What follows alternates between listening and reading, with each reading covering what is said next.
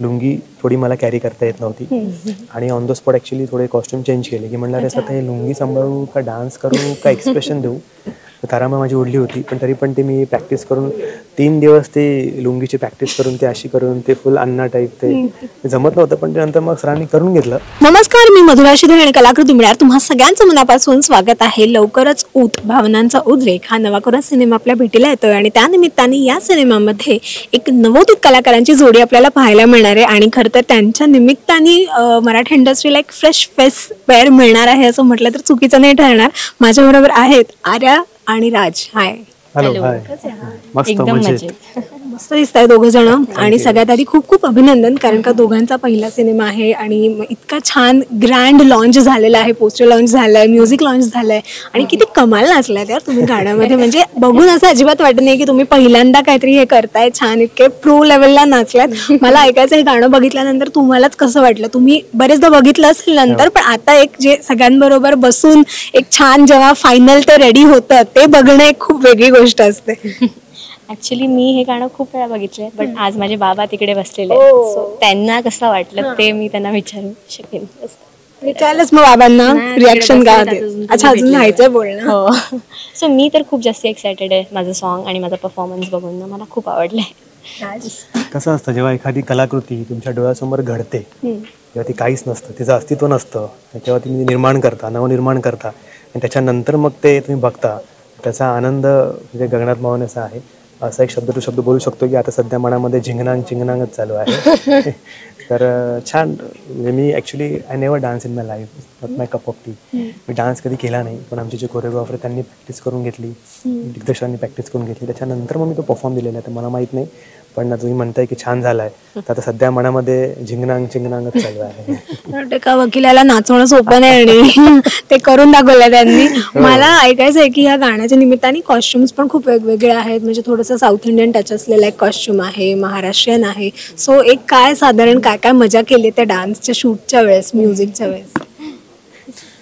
डान्सच्या वेळी स्पेशली तू, कारण का तुझे लुंगी आणि ते कॉस्ट्युम्स खूप होते त्यात नाचणं आणि तुला असं वाटतं की ते तुझ्यासाठी खूप डिफिकल्ट होतं. हो.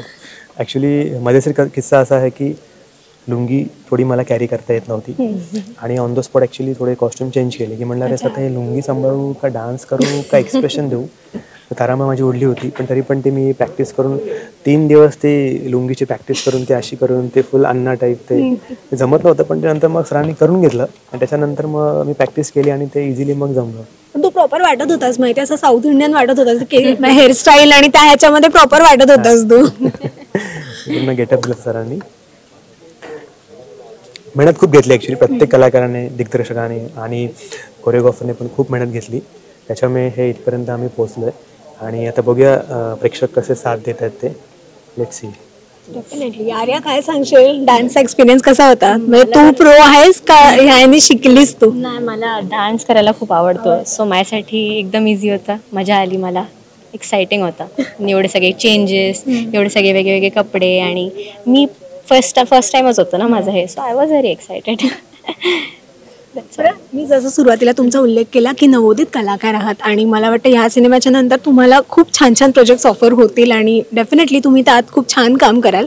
पण मला प्रेक्षकांसाठी म्हणून विचारायचं आहे की आमच्यासाठी तुम्ही नवीन आहात, प्रेक्षकांसाठी नवीन आहात. सो त्यांना माहिती नाही आहे की तुम्ही आधी काय करत होतात किंवा तुमची बॅकग्राऊंड काय आहे, तुम्ही कोणत्या फील्डमधून आलात. सो त्यांच्यासाठी म्हणून एक काय आज सांगायला आवडेल? तू काय केलं आहेस किंवा काय? माझं नाव आर्या आशिष सावे आहे आणि मी माझं जस्ट ग्रॅज्युएशन कंप्लीट केलं आहे.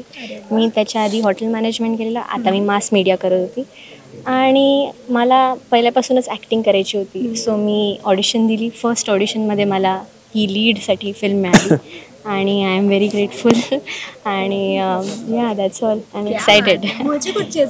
मी इकडची ढाणू माहिती तुम्हाला? पालघर ढाणू. येस, मी तिकडची. थोडक्यात असं सांगायला गेलं की मी LLB केला गव्हर्नमेंट लॉ कॉलेजमधून, नंतर मी मास्टर ऑफ लॉ केला LLM मुंबई युनिव्हर्सिटीमधून आणि नंतर मग मला जवळजवळ एक 4 ते 5 वर्ष झाले as a criminal advocate in Bombay high court आणि मी ऑफिशियली बॉम्बे बारचा एक मेंबर पण आहे. आणि बस एवढं एज्युकेशन थोडं कमीच आहे सध्या, अजून जरा अभ्यासाला लक्ष द्यायचं आहे आणि ॲक्टिंग पण करतो आहे. सायबरटेनियसली ह्या क्षेत्राची आवड पण होती.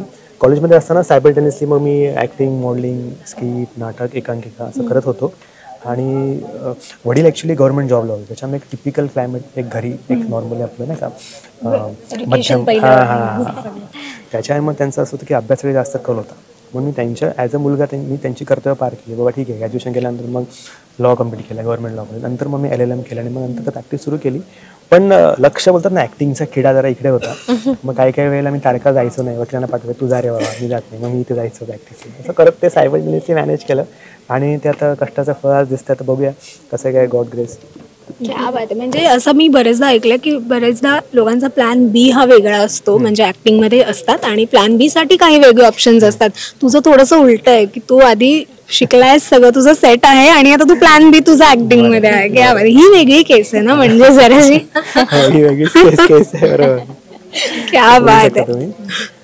येस, आणि आत्ताच पोस्टर लॉन्च झालंय, म्युझिक आलेलं आहे, त्याच्यामुळे अजून बऱ्याच गोष्टी यायच्या आहेत. ट्रेलर येईल, टीजर येईल, आधी ट्रेलर येईल. सो त्यानिमित्ताने आपली पुन्हा भेट होईल. तर मला वाटतं तेव्हा आपण अजून गप्पा मारू, कारण का आता तुमच्याकडे सांगायला खूप कमी गोष्टी असतील आणि तेव्हा तुम्ही अजून खूप गोष्टी सांगाल आणि डेफिनेटली मलाही ऐकायचं आहे. सो थँक्यू सो मच आणि wish you all the very best. Thank you.